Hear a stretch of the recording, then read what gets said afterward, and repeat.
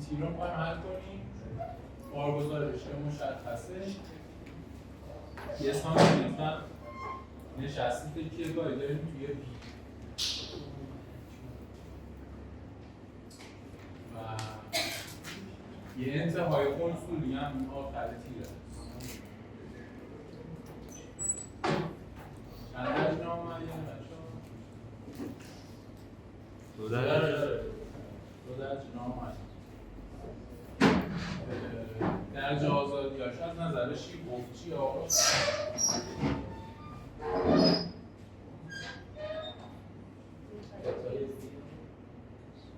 ستای بی و سی دیگه دلتا سی دی دلتا سی دی اینجا تیکه دیگه داریم. این چی میشه؟ نوچش مثلا میاد پایین سایه سی پس این سای داره ها دیگه چی داره؟ تتای سی و بی هم که داره تتای بی که هست تتای سی هم که هست میگن عضو سی دی دلتا داره دیگه چی؟ بی هم میاد پایین دی هم گفته 1 سانتیمتر میاد پایین ای بیاد 20 خب ولی اونا معلومه مجهول که نیستن درسته؟ نشسته تکیه‌گاهی میره تو درجه آزادی دلتا ولی خب معلوم موقعی هم که میخوام لحاظش بکنم باید حواسم به جهت دورانه و ترا باشه. یعنی چی؟ یعنی الان گفته بی 1 سانتیمتر میاد پایین وقتی بی 1 سانتیمتر میاد پایین اینطوری میشه درسته؟ 1 سانتیمتر یعنی دلتای خدمت شما عرض بکنم که آبی رو باید بگم مثبت 1 سانتیمتر ولی دلتای بی سی رو باید بگم چی؟ منفی 1 سانتیمتر چون اون ساعت در چرخیده اون یکی پاد ساعت تکمیله دیگه؟ مثلا تلتای دی نداره دی تلتا هم داره داشته برمش باید یه دی تلتا هم داره یا به جای نسبی 2 سر هم که داره پس مسئله هم 4 تا درجه آزادی منتها یه نکته توی این مسئله هست اون نکته اینه که قطعه سی دی معینه یه تیکه کنسوله درسته؟ این تیکه از سازه چیه؟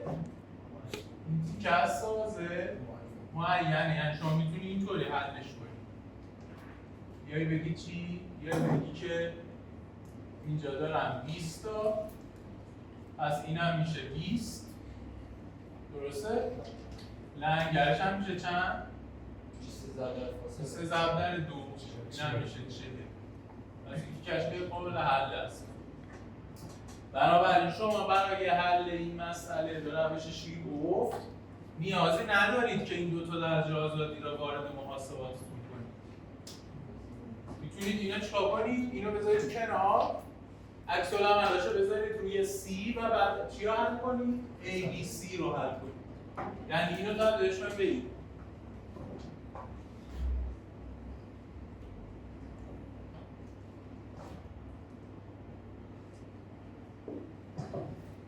با هر قسمتی که معین بود چنین رفتاری میتونیم بکنیم؟ هر قسمتی که معین بود میتونیم استدلال بکنیم بسته به شرایط و یه همچین کاری بکنیم مثلا لفظ کنیم شاید یه جایی صلاح نفس این سمت راستیه مفصلی نمیشه مفصل دوش نمیم نه هر تک نباشه فرق میکنه محوری که ندارم فرق اصلا مامان منتقل میکنن بین هم چپ و راستش عکس العمل اینو باید بذارم اینجا 40 تا لنگر منفی دارم یه 20 هم اینجا رو به پایین دارم درسته؟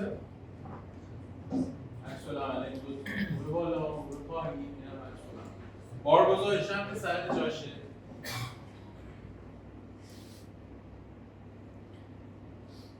17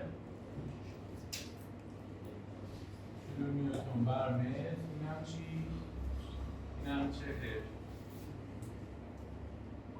A رو B و C مجهولات هم تتای بیه و تتای C مثلا تتای سی دی با تتای سی دی ارتباطی با هم دیگه ندارن؟ اصلا ما چیزی به اسم تتای C دی نداریم که من هم چیزی تعریف کردم تتای C تتای چون تو هندسی نبودن تتای هندسی درسته؟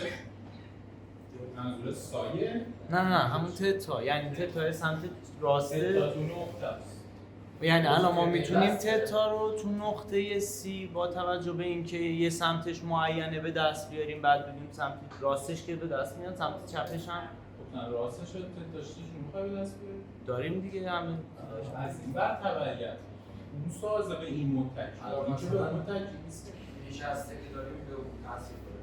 آه؟ سازه راست متکیه به سازه سمت چپ هم اتفاقا از این هم منتقل شده نه بارگذاری میگن که تو این میتونم تتای سی رو به دست بیارم متأثر از همه میگه و بعد بگم خب این سی همونه خب تتای سی تو این چجوری به دست میاری؟ نمیتونی تتای سی خودش مجهوله تتای دی هم مجهوله جا به جای نسبی دو سرش هم مجهوله چجوری میخواد تتای سی؟ نمیتونم ولی اینو که حل میکنم تتای سی به دست میاد همون تتای سی اونم اصلیه ها خب پس تکلیف درجه آزادی ها معلوم شد بارگذاری من معلوم بریم دیگه سراغ روابط و راهگذاری و به جلو میشه در میاد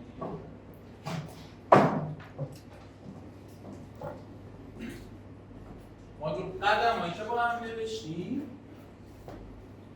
بعد از تشخیص درجه آزادی میگفتیم نوشتن معادلات شیفته اعضا بعدش میگفتیم نوشتن معادلات تعادل بعد اینا بزن داخل اون درسته؟ ولی واقعیت اینه که 3 و 2 رو میشه جا به جام کرد یعنی شما میتونی اول معادل تعادل رو بنویسی اصلا ببینی کدوم شیفته رو لازم داری بعد اون رو بنویسی بذاری داخلش درسته؟ ولی خب اگه قرار باشه من آخری مسئله دیاگرام لنگر رو اینا بکشم خب عملا همه چی گفتار رو لازم دارم تهش چون امارا میخوام چیکار کنم؟ میخوام حساب کنم این مسئله اگه میخوای صورت براش بنویسی تحلیل ساز رسم دیاگرام تمیش میخوام رسم دیاگرام تمیشش درسته؟ خب پس بنویسیم یک ام ای بی میشه 2 تا ای آی الش هست 4 متر 2 تا تتای A به علاوه تتای B منهای 3 تا دلتای AB 4 به علاوه M فیکس A بنابراین میشه چی؟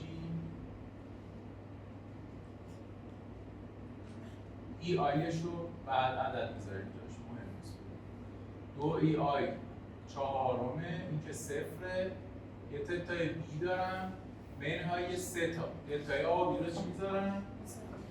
مثبت 1 سانتی متر یعنی مثبت 1/100 تقسیم بر 4 مخرج هر واحدی گذاشتی صورت هم همون بذاریم ام فیکس آبی چی میشه بچه‌ها؟ باره ما تو مرکز وسط دهانه فیکسش چی بود؟ PL8 منهای PL8 دهنش 4 متره پیش هم 40 درسته؟ M BA میشه 2 تا BI 4 2 تا تتای B به علاوه تتای A منهای 3 تا تتای A به روی L به علاوه M فیکس BA پس این میشه چی؟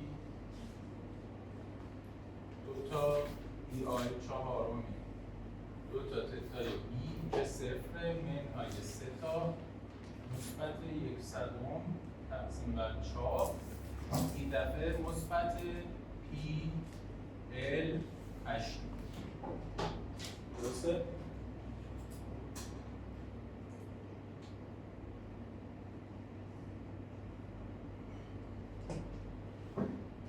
ام بی سی میشه 2 ای آی شیشم 2 تا دلتای بی دلتای سی منهای 3 تا دلتای بی سی شیشم به علاوه ام فیکسش از ام بی سی می شود 2 ای آی شیشم 2 تا دلتای بی به علاوه دلتای سی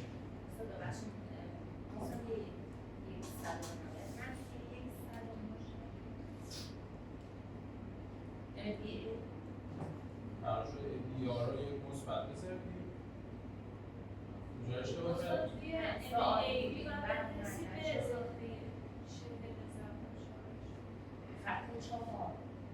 طبعا یکی یا حل کنیم بعد بهتره اینجا خب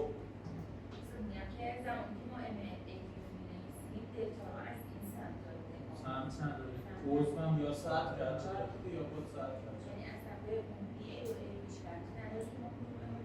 مثلا دلتای اسم داره دلتای دو سر عضو A B و B A نداره دو تاش مثبت فرق بچه ها نمی کنه دلتا چه اینجا باشه اصلا من هم دارم تو دو رابطه نمیسم A B همینجا نمیشم A B همینجا نمیشم درسته؟ خب اون یکی چی بود؟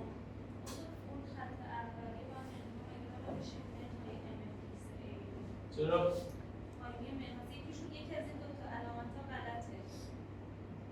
این فرمول هم که به علاوه ام فیکس که هیچ تموم شد حالا یه بار متمرکز دارم ام فیکس سمت چپش منفیه سمت راستش مثبت آره یه مشکلی خب بی سی حالا بی سی رو بعد دلتاش چی بذارم خودساعت کردیم منفی 1 سانتی متر پس منفی 6 مخرج ام فیکسش چی میشه؟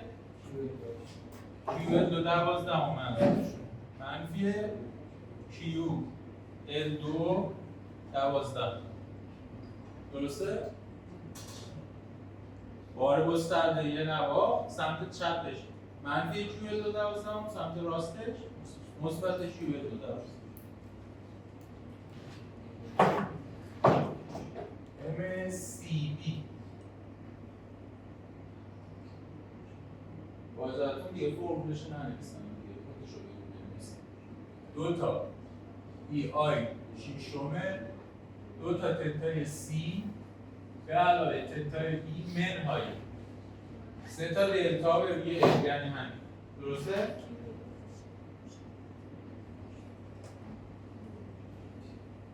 ام فیکسش مثبت کیو ال 2 12 درسته؟ خب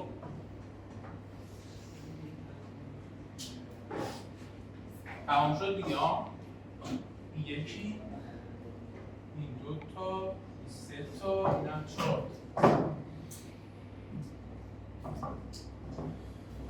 خب معادلات تعادل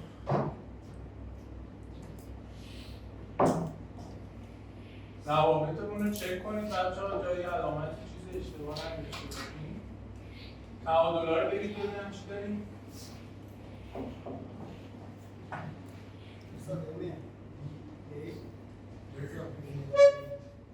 لنگر گره بی سیگما ام بی تو گره بی مساوی 3 لازمه دیگه دیاگرام آزاد بکشم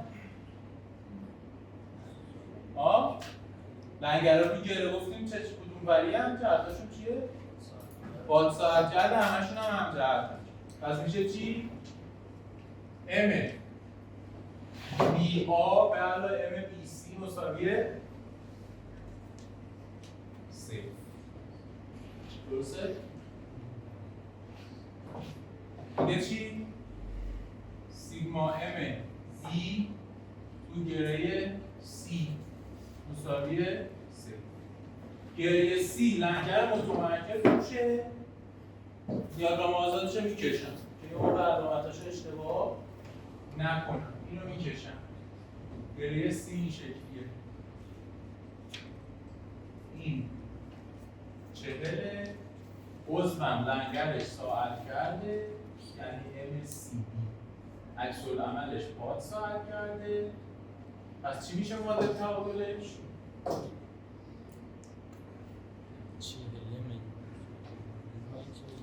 یکی منهای اون یکی دیگه، حالا فرق نمیکنه. نتیجه ام سی بی مساوی 40. قبوله؟ معادله 1 معادله. اگه جایش مشکل داره بگید توضیح.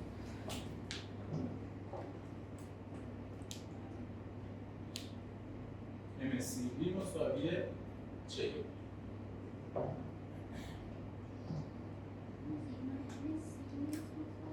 سی بله این سی، این سی رو مرسی. شوفای ام سی. خب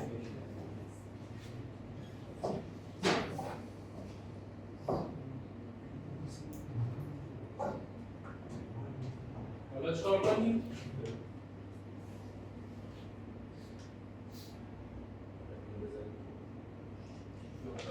روابط شیوفت رو بذاریم داخل معادلات تعادل.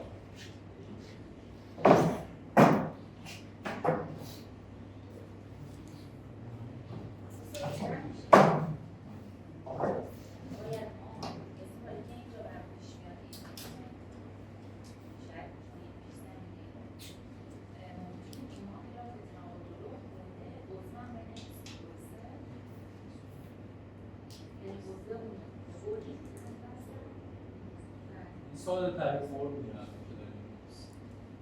میتونی شما معادله تعادل گره رو مثلا با تعادل این عضو مثلا برداری بوله اینجاش کش رو برداری با اون جایگزین بکنی، ولی کلی ریاکشن و اینا میاد تو محاسبات. معادله تعادل مسئله نامعین ریاکشن رو که نداره، اون خودش مجهول. ببین الان من وقتی درجه آزادیم از جنس تتاست، ساده ترین فرم معادله تعادل اینه که من لنگر گره رو بنویسم. حالا البته بعدا توی خوابان می‌بینید ممکنه من برای همین درجه آزادیام یه جاهایی مجبور شم برشی بزنم، تو عضوی بنویسم، تو مسائل خاص. ولی تو مسائل معمولی مثل این واقعا نیاز نیستم. شما می‌بینید حالا این قدم بریم. خب حالا جایگذاریش هم قاعدتاً خودتونم میتونید انجام بدید. حالا ما انجام میدیم یک چشم. ام بی آ به علاوه ام بی سی یکیش اینه، یکیش هم اینه. درسته؟ حالا من پشت سر هم می‌نویسمش دیگه. دو تا بی آی چهارمه، دو تا تتای بی منهای چند؟ بنویسم با اجازهتون 3 صدم تقسیم بر 4. قبوله؟ پرانتز بسته به علاوه 20. این بی آ بی سی هم به اضافه 2 تا بی آی شیشمه، 2 تا تتای بی به علاوه تتای سی به علاوه 3 صدم تقسیم بر 6 منهای سی مساوی 3. این معادله 1. معادله 2 ام سی بی مساوی 3 چی میشه؟ 2 ای آی شیشمه،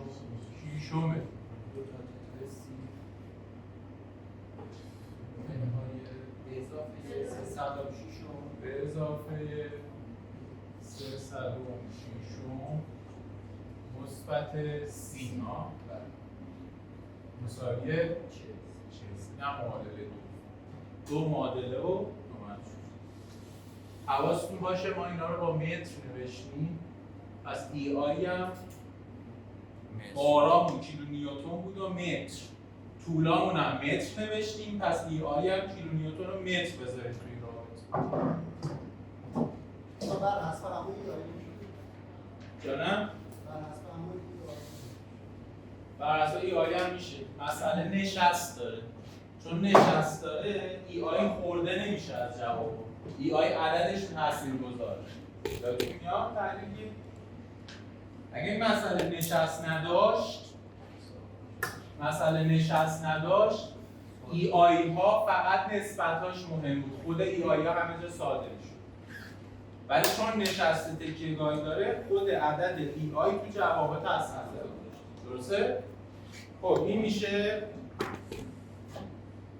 خدمت شما رسم که وکتای B به دست میاد ممیز 21 10 به منهای 2 رادیان بعد وکتای C منهای ممیز 28 10 به منهای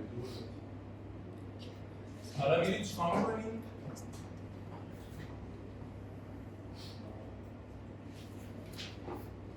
این دو تا جواب رو میذارید توی این 6 تا رابط.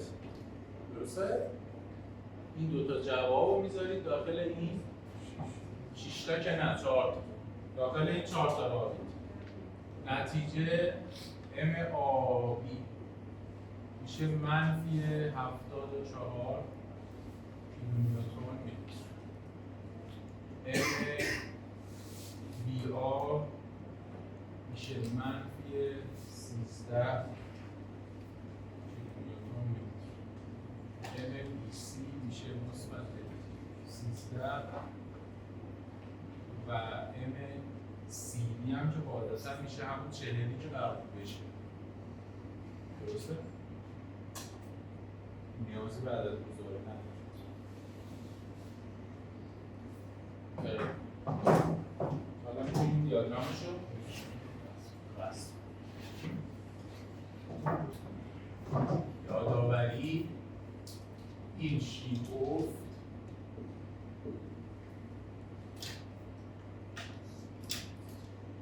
این دیاگرام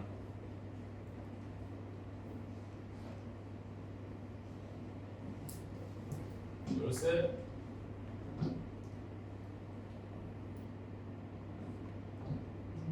اینجا باشه نقطه A، اینجا باشه نقطه B، اینجا باشه نقطه C، اینم باشه نقطه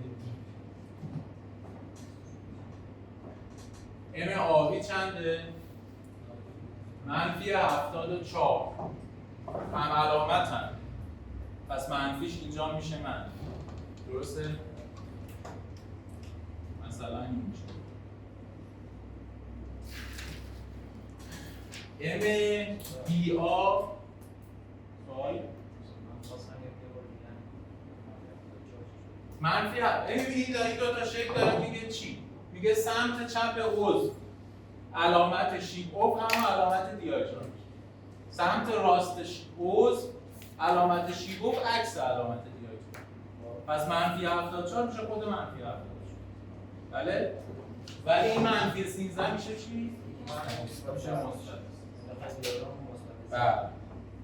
پس اینجا میشه مثبت 13. درسته؟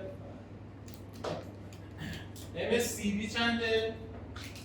40. 40 یعنی تو دیاگرام علامتش چیه؟ منفی. برعکس میشه. سمت راست عضو برعکس میشه. پس اینجا میشه منفی 40. خب یه خدچین کوچولو هم تو برای خودمون اینجا بکشیم. ذهنمون باشه. دیاگرام هم نیست این خدچینیه که دو تا مثلث ها به هم وصل می‌کنه. این تیکش که دیاگرام لنگر چی بود؟ خطی. باید برسه به 0 انتهای آزاد. بین منفی 74 و 13 چی باید اضافه کنم؟ چی اضافه کنم؟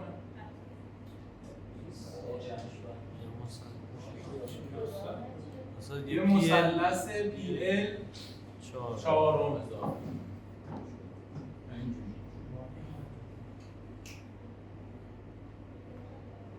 حواسا پیش من نیست. این صورت مسئله این.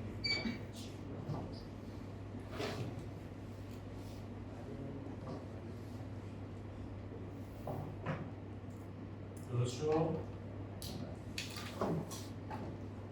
خب پی ال 4 میشه چند؟ میشه 40. وسط اینجا چنده؟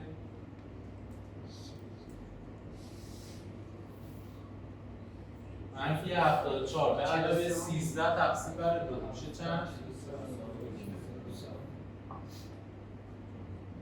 میشه منفی 61 تقسیم بر 2 30 منفی 30 نیم.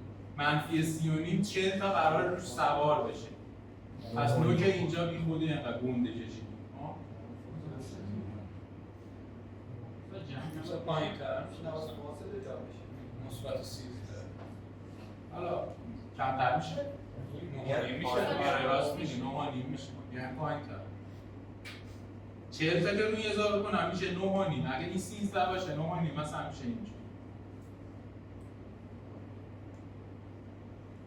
درست شد؟ این مثلث PL4 این ارتفاع چنده؟ PL4 اون بعد چی سوار کنم؟ یه سهم QL2 8 چند میشه؟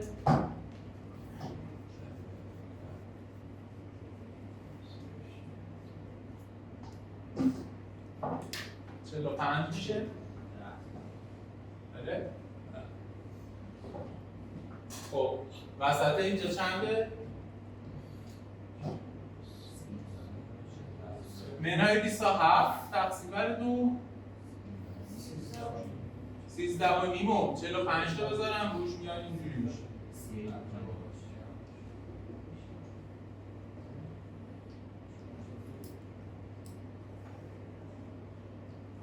این چنده؟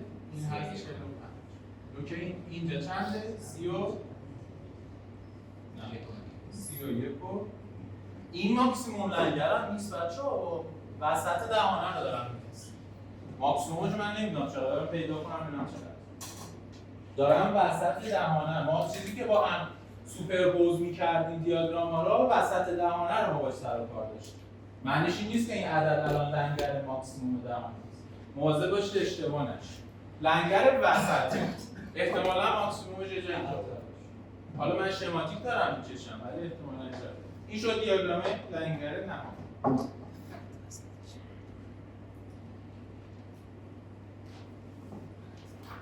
اگه سوال دارید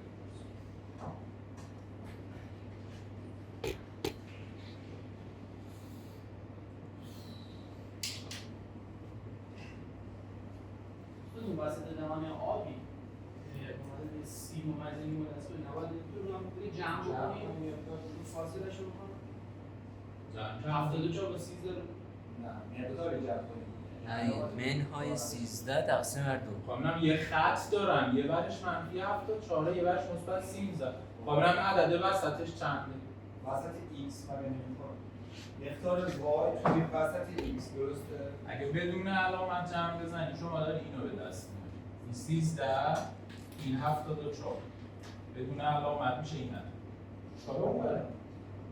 این الان منها میشه این با علامت درسته شما بگو من چیه با چی جمع بکنم خود 74 مثلا با خود 13 یه نموداری دارم خب یه نموداری دارم بهم گفتن اینجا 13 است اینجا منفی 74 وسطش چند میده؟ شما چیکار میکنید؟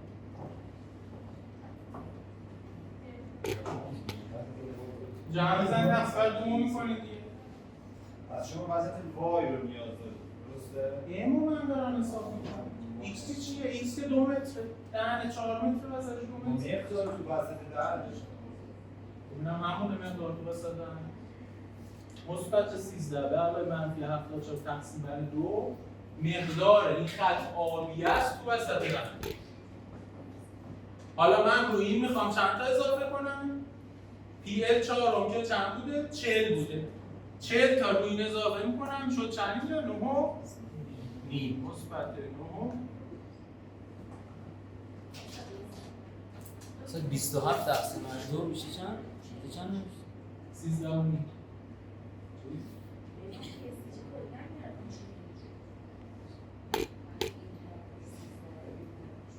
چهل نشد من که گفتم 40 شد. ارتفاع 40 لنگر که مثبت 9 نیمه. به سی اینجا ببخشید من اینو میگم چجوری شد 40؟ خب اینا هم شد.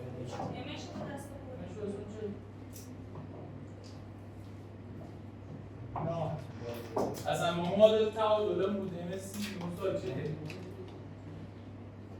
گیرتون عددشه یا علامتشه؟ عددش این هم یه طور اینجا داشتم طولش هم 2 متر بود 20 ضرب در 2 لنگر اینجا میشه 40 من از تعادل معینم اومده؟ خب خب بچه تیر حل کردن با روش شیگو چیزی بیشتر از این نداره همین.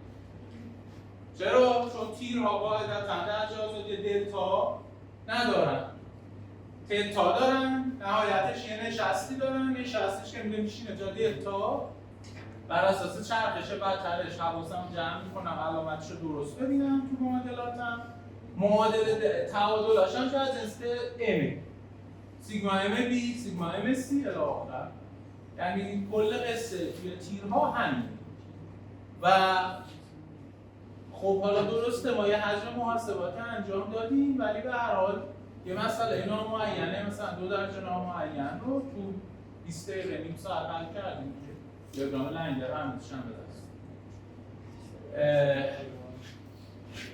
اما در مورد سوال دیگه نیست داخل این اما در مورد درجات آزادی جابجایی ما وقتی میریم داخل قاب‌ها هم الان 2 دسته میشن.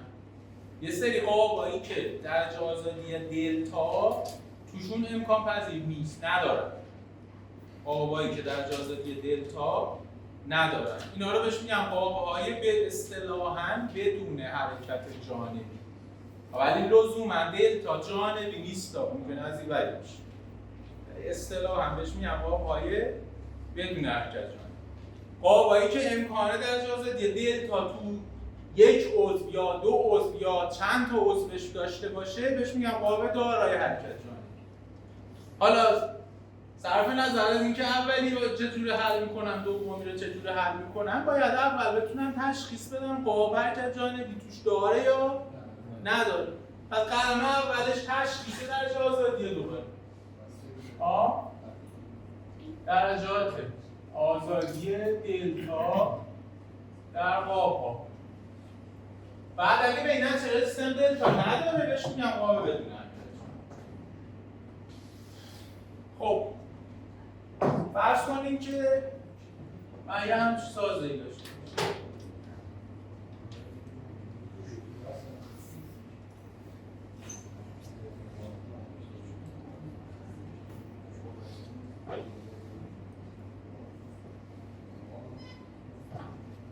به من بدید درجات آزادی چی هست؟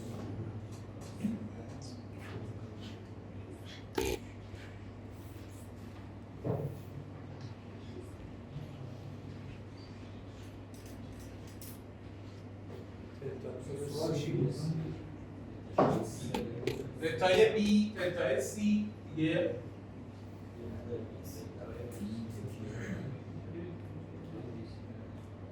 مثلا دلتای ایسی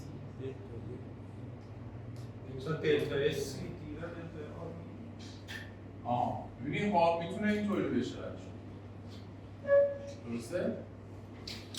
تحت بارگذار میتونه اینطوری بشه پس هم آبی چرخش برتر داره هم سی دی چرخش برتر داره ولی بی سی چرخش برتر نداره بی سی چرا چرخش برتر نداره؟ برای اینکه ستون آبی و سی دی رو من فقط گفتم خمیشی نگفتم محوری اگه گفته بودم محوری اون وقت سی و دی هم میتونستم پایین بالا برم بنابراین بی سی هم چی پیدا میشه؟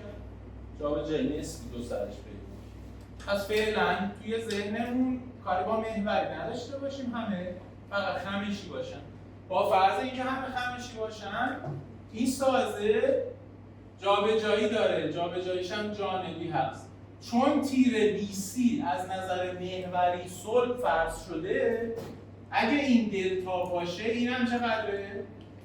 دلتا خب غیر از این شکل قرمز رنگی که من کشیدم حرکت دیگری میتونید برای این سازه متصور شید؟ مثلا دیگه باری از بالا وارد بشه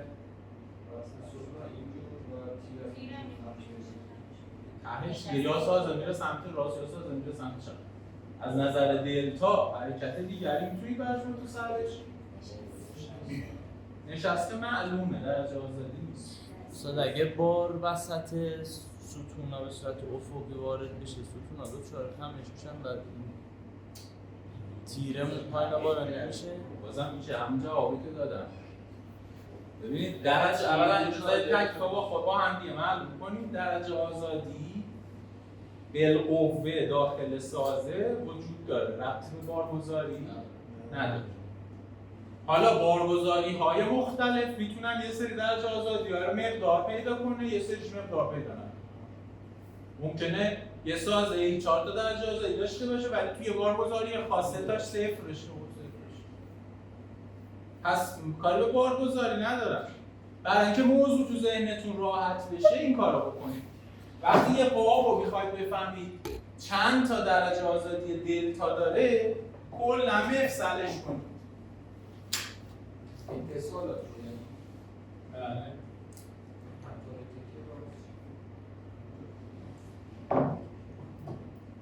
خب تکیهگاه غلطکی یه قید حساب میشه هر تکیهگاه غلطکی یه قید حساب میشه چند تا غلطک من به این اضافه کنم که جلو حرکتشو بگیریم حرکت که میتونه داشته باشه چیه؟ جوریه دیگه چند تا غلطک لازمه؟ تمومه دیگه فیکس شد چیزی دیگه لازمه؟ پس این ساز یه دونه دلتا بیشتر نداره دلتا هم که دوتا داشت این چجوریه؟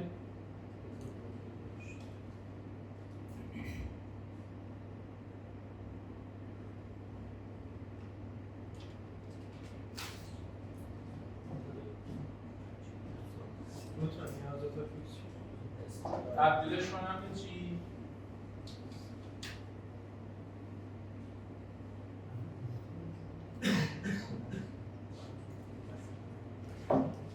درسته؟ الان این طبقهش میتونه چپ و راست بره هر طرفی یکی اگه مقیدش کنم طبقه بعدم دوباره برای خودش میتونه چپ و راست چند تا شد پس؟ دو تا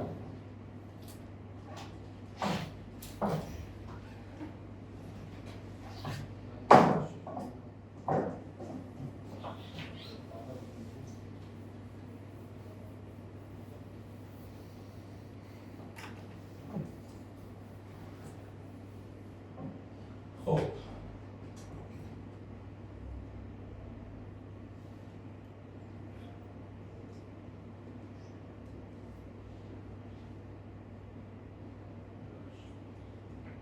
این چی؟ استاد اینم دو تا جاده در طرف یکی من یکی وسط نیست سه تا یکی از بی دلتا ای سی اینجوریش کنیم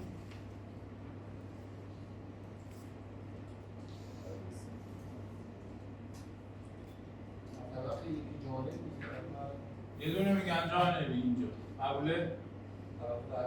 اینم دوباره ببندم ای به صورت این میتونه چی بشه؟ میتونه اینجوری بشه یا پایین بالا و چند تا دلتا داره؟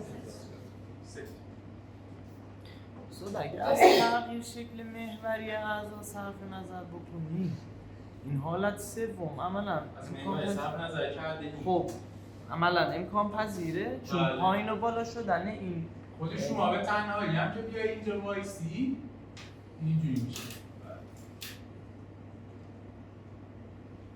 استاد تکیه جا به جای نقطه بی مستلزمی تغییر شکل اعضای A بیا B C هم دوباره دیگه ما دنبال همین تغییر شکل محوری نداریم صرف نظر کردیم یعنی شما توی یه همچین قابی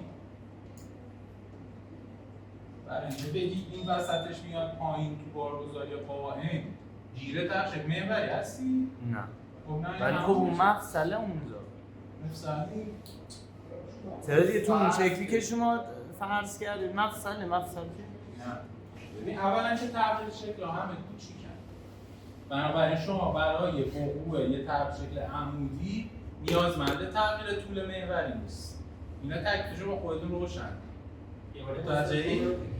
شما برای وقتی میگی تغییر شکل کوچیکه این الان جا به جای در واقع اگه من اینجا بگم آی این بخواد چپ و راست بره میره یا نمیره؟ مقدار کمی شاید برای کوچیک میره اینجا بیاد اینجوری ولی اگه بزرگ شد افت میشه چون میفته توی کشش اونجا هم همینه دیگه تو سازهای ما اینا با هم درگیر نیست در شکل کوچیک درست شد؟ خب اصلا یه سوال مفهوم اینجوری کردم الان مثلا درجه آزادی دلتا با اون درجه آزادی که قبلا بود چه فرقی داره؟ کی درجه آزادی می‌کنیم؟ درجه آزادی مثلا تو تحریم یک بررسی تحقیق ما اصلا صبح از درجه آزادی می‌کنیم کی صبح درجه آزادی کردیم؟ خب الان مفهوم همین درجه آزادی دلتا یعنی چه مفهومی؟ یعنی عضوهایی دارم که دو سرشون جابجایی نسبی تجربه می‌کنن. ما تو شیبوف به این میگیم چی؟ به این میگیم درجه آزادی جابجایی. درسته؟ یعنی الان توی این قاب وقتی من میخوام روابط شیبوفتش رو بنویسم حلش کنم AF و CG دلتا دارن AD و EB دلتا دارن AB و BC هم دلتا دارن این بالایی هم دلتا اینا هم دلتا منتها این دلتا ها 7-8 تا عضو شد ولی چند تا دلتاست؟ 3 تا یعنی یکیش مثبت اونه یکیش منفی اونه یکیش رو برابر اونه مستقلش چند تا؟ 3 تا حالا که ممکنه من 3 تا دلتا داشته باشم ولی 10 تا عضوم اینجا به جای یارو باش درگیر باشن اون بحثش جداست هر کی میره تو رابطه‌اش ولی از نظر درجه آزادی 3 تا بیشتر نیست خب خسته نباشید من چون کلاس میرم برای زود تمرین حل تمرین شد از هفته